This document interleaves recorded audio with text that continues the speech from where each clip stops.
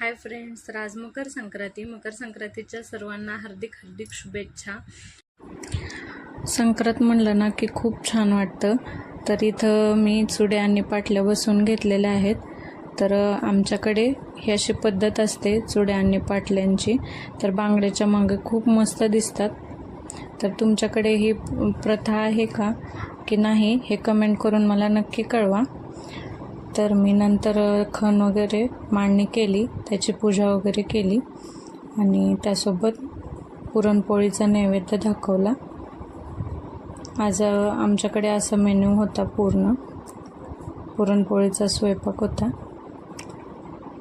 तर पुरणपोळी, येळवण्याची आमटी, दूध, तूप, भात, भजी, कुरडई, पापड हे सर्व दाखवलं देवाला नैवेद्य। आणि नंतर मी आणि सासूबाईंनी एकमेकींना वौसा दिला।